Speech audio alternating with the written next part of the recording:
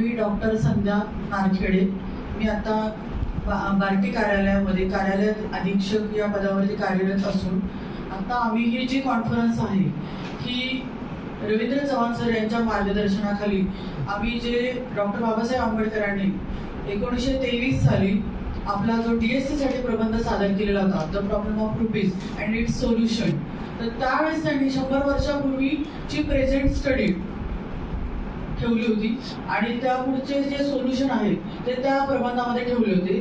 तर आमचा जो आत्ताचा अनेक विचारवंत रिसर्च स्कॉलर्स आणि तज्ज्ञांचं ह्याच्यातून जे आम्ही 10 थीम्स ठरवलेले आहेत त्याच्या थ्रू आम्ही एक असा प्रयत्न करतोय की आपल्या देशाच्या प्रगतीसाठी आज 2023 मध्ये जे 23 पर्यंतची स्थिती आणि आत्ताची सद्यस्थिती आणि पुढच्या 100 वर्षामध्ये काय उपयोग होणार आहे आपल्या भारत देशाला प्रगतशील आपण म्हणतोय आता, पण प्रगतशील म्हणण्यापेक्षा पूर्ण प्रगती असलेला भारत देश आपल्याला सगळ्यांना बघायचा आहे.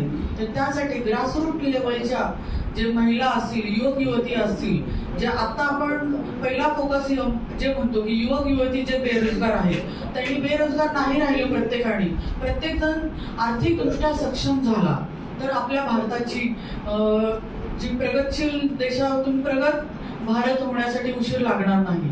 तर त्यासाठी जो मी पेपर प्रेझेंट करणार आहे तो आहे मायक्रो फायनान्स विषयावरचा, जो की आमच्या 10 थीम पैकी एक आहे. त्या थीमवरती मी माझा पेपर त्यावेळेस प्रेझेंट करणारच आहे.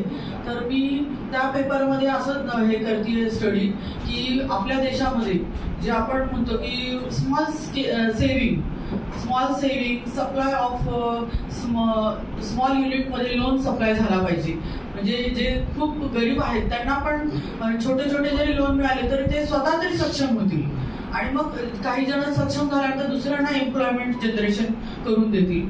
तर स्वतः प्रत्येकाने सक्षम झालं पाहिजे जे इन्कम सोर्स जनरेट करू शकतात त्यांच्यासाठी. तर त्यासाठी मी मायक्रो फायनान्स विषयावरती सादर करणार आहे माझं.